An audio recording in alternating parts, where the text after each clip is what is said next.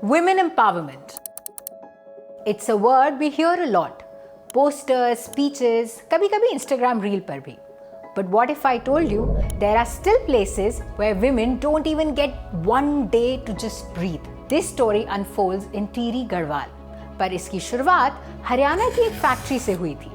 Back in the 1990s, Mr. Negi was working in a factory, steady job, stable life, but something inside kept tugging. कुछ time बाद उन्हें लगा गांव वापस जाना ही बेटर है, and he moved back. जब मैं गांव में आया तब देखा मैंने कि मर्द जो लोग जो है रोज बेरोजगार थे, शराब भी पीते थे, नशे में काम नहीं करते थे और महिलाओं के ऊपर सारा काम का बोझ था. वो जो है खेती का काम, बच्चों का काम, घर की सफाई का काम करते थे और कुछ महिलाएं जो है अपनी आजीविका चलाने के लिए थोड़ा बहुत शराब भी बनाती थी ताकि उनकी अपने परिवार की आजीविका चला सके. नेगी जी ने धीरे धीरे जब सारी प्रॉब्लम्स देखी तो उन्होंने महिलाओं के साथ बात करना शुरू किया. उन्होंने रिक्वेस्ट की इन सारी महिलाओं से कि वो अपने लिए एक दिन निकालें, सिर्फ एक दिन.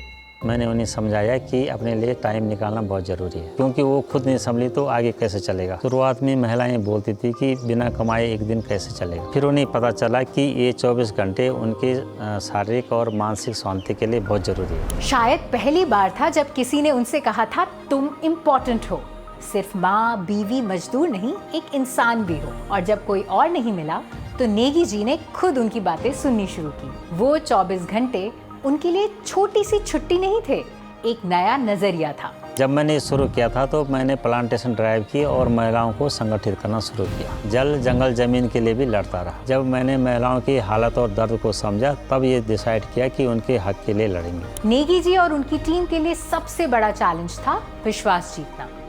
महिलाएं, दलित समुदाय, विधवाएं, किसी की भी आवाज पंचायत तक नहीं जाती थी.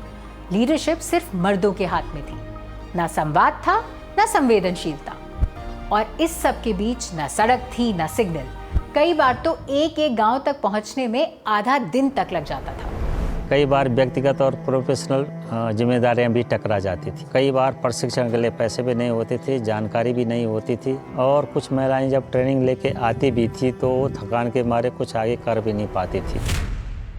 नेगी जी के साथ जब हमने काम शुरू किया था तो एक बात क्लियर थी कि हमें महिलाओं के लिए नए इनकम सोर्स ढूंढने होंगे. सीधा सा एम था कि इस घरों में शराब नहीं बनेगी, शराब बनेगी नहीं तो बिकेगी भी नहीं, जिससे घरों में लड़ाई झगड़े, महिलाओं पर हिंसा नहीं होगी. शराब पर सिर्फ रोक ही नहीं लगानी थी बल्कि महिलाओं के लिए नए रोजगार ढूंढने थे ताकि महिलाएं अपने घर परिवार को सम्मान के साथ चला सकें.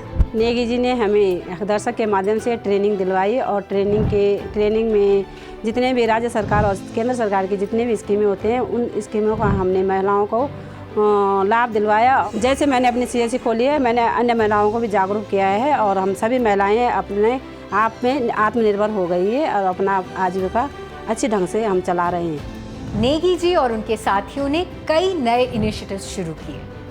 उन्हें एक बात समझ आ गई थी कि सिर्फ महिलाओं को अवैध करने से काम नहीं चलेगा. गांव के मर्द तो शुरुआत से इनके खिलाफ थे. तब सोचा गया बाल पंचायत शुरू की जाए. हमने सोचा था बचपन से ही बदलाव लाएंगे.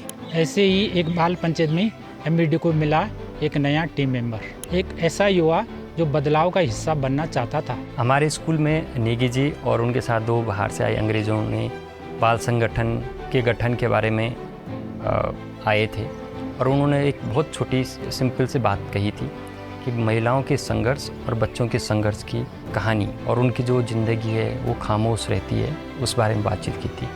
और उन्होंने कहा था अगर इनकी ज़िंदगी में अगर बदलाव लाना है तो कहीं ना कहीं युवाओं को, बच्चों को आगे आना होगा. जैसे जैसे वक्त बढ़ता गया MVDA का काम भी गहरा होता गया और उनकी टीम भी. एक मोड़ आया जहां नेगी जी ने सोचा कि अब समय आ चुका है कि यूथ लीडरशिप आगे आ जाए. ऐसे लीडर्स जो ना सिर्फ समझ रखते हों बल्कि कम्युनिटी के साथ जुड़कर उन्हीं इश्यूज पर काम करें जो महिलाएं रोजाना झेल रही थी. बदलाव तभी टिकता है जब नए हाथ उसे संभालते हैं. यूथ ट्रेनिंग भी चल रही थी, अब एजुकेशन अवेयरनेस ड्राइव भी चल रही थी. एक जो और ज़रूरी मुद्दा था वो था मेंस्ट्रुअल हेल्थ. पीरियड्स के दौरान भी महिलाएं काम करती रहती थी, न पर्सनल टाइम, न सेल्फ केयर, और मेंस्ट्रुअल हेल्थ तो उनकी प्रायोरिटी में था ही नहीं. नतीजा वही सर्वाइकल कैंसर के केसेस बढ़ते जा रहे थे. एक ऐसी बीमारी जो जागरूकता से रोकी जा सकती थी, लेकिन वही सबसे कम थी। हमने डिसाइड किया मेंस्ट्रुएशन की जागरूकता के लिए एक वर्कशॉप की जाए, लेकिन जब टीम के साथ डिस्कशन करना शुरू करे थे मेंस्ट्रुएशन के बारे में, तो कोई टीम मेंबर कंफर्टेबल नहीं थे बात करने के लिए। हमने स्टार्ट किया टीम डिस्कशन एंड वर्कशॉप से। जैसे कि मेंस्ट्रुएशन, लोग देखते थे कि मेंस्ट्रुएशन क्या होता है, मेंस्ट्रुएशन को लोग बहुत बुरे तरीके से देखते थे। लेकिन आज क्या हो गया है, छोटी छोटी जब हमने मीटिंगें कराई हैं उसमें देखा कि मतलब समाज धीरे धीरे बदलने लग गया है, समाज में परिवर्तन आया है। फिर हमने बाद में खुल के बात करना स्टार्ट किया और धीरे धीरे लोगों को ये समझ भी आने लग गया कि ये एक क्या है, नेचुरल प्रोसेस है। जब कोविड आया तो हमने सोचा एक छोटी सी हाइजीन किट बनाते हैं, उसमें साबुन, सैनिटाइज़र, मास्क, और हमने सोचा उसमें सैनिटरी पैड भी इंक्लूड करते हैं। तो जिनसे हमने सहयोग मांगा था उनमें से अधिकतर लोगों का कहना था कि ये तो अभी ज़रूरी नहीं है। तो मुझे समझ में नहीं आया कि महीने के 5 दिन का आराम ऑप्शनल कैसे हो सकता है। तो हमने अपनी किट में सैनिटरी पैड को एक बेसिक नीड की तरह ऐड किया। यहाँ पर 2 संगठन हम लोगों ने बनाए हैं महिलाओं के सहयोग से। एक बिलखना सखी संगठन है जो कि अपनी क्षेत्रीय समस्याओं को लेके, राइट बेस्ड अप्रोच को लेके सरकार के साथ काम करे, और दूसरा संगठन उन्हीं में से क्लस्टर बेस पे बना है जो कि उमंग स्वायत्त सहकारिता के नाम से है। जितने भी उनके पहाड़ी उत्पाद हैं उनको इकट्ठा करके, उनको असेंबल करके, उनको पैकेजिंग करके आके उसकी मार्केट बने, और उसकी लॉस एंड प्रॉफिट की जिम्मेदारी वही लोग रहेंगे। 850 से ज़्यादा सेल्फ हेल्प ग्रुप्स, पर ये सिर्फ एक नंबर नहीं है। ये वो औरतें हैं जिन्होंने मिलकर बोला अब हम खुद संभाल लेंगे।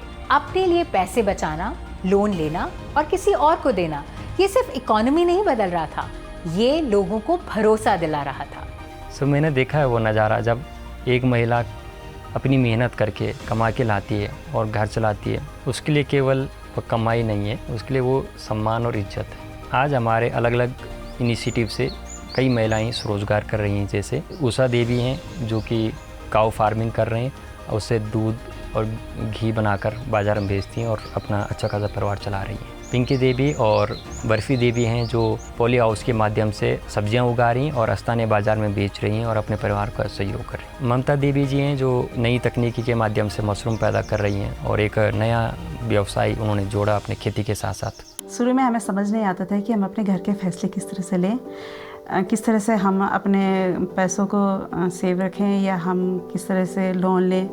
तो क्योंकि ये सारे फैसले हमारे घर के पुरुष ही लिया करते थे। जब यहाँ पर माउंट वैली संस्था आई उसके बाद हम इस संस्था से जुड़े और ग्रुप में हमने यहाँ पर कुछ व्यवसाय के बारे में जानकारी ली, जिसमें कि मुझे मशरूम के बिज़नेस के बारे में ज़्यादा अच्छा लगा। मैं काफ़ी इच्छुक थी और मैंने ट्रेनिंग ली और मैंने 3 बार प्लांट लगाया, जिसमें मुझे सालाना इनकम मुझे इसमें काफ़ी बेनिफिट हुआ। और आज मैं मशरूम की खेती करके खुद का पैसा खुद जमा कर लेती हूँ और अपने घर के फैसले स्वयं लेती हूँ। तो हमने बहुत सारे इनिशिएटिव किए हैं, women empowerment, livelihood, education, health, जल जंगल ज़मीन और न जाने कितने और सारे। लेकिन संस्था का पहला उद्देश्य महिलाओं को साथ देना, महिलाओं को सुनना और महिलाओं को समझना आज भी वो हमारा कार्यक्रम का मुख्य उद्देश्य है। आज भी हमारा 90% जो काम है वो वुमेन सेंट्रिक है, लेकिन हम समझते हैं कि जो समाज में बदलाव लाना है उसमें कहीं ना कहीं पुरुषों की भी भूमिका होनी चाहिए। इसलिए हम उन्हें केवल समझा नहीं रहे, उन्हें इनेबलर बना रहे हैं। सोच कर देखिए, एक महिला जो कभी जंगल सिर्फ चारा लेने के लिए जाया करती थी, आज अपने गांव की इकोनॉमी चला रही है, तो आप किस बात का इंतजार कर रहे हैं? MVDA ने लोगों को मदद नहीं दी, उन्हें उनका हक दिलाया। उन्होंने सिस्टम्स के बाहर रहने वालों को सिस्टम्स बनाना सिखाया। और अगर आप सोच रहे हैं कि मैं क्या कर सकता हूँ, तो कमेंट सेक्शन में जाकर IAC लिखिए, which is I am capable।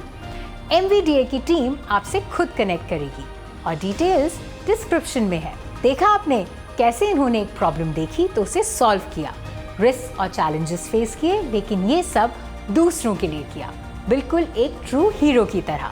ये फिल्म यही खत्म होती है, पर हो सकता है ये आपकी हीरोइक स्टोरी की शुरुआत हो।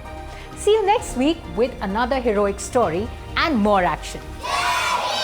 क्योंकि हीरो का उल्टा विलन नहीं होता, हीरो का उल्टा होता है तमाशबीन।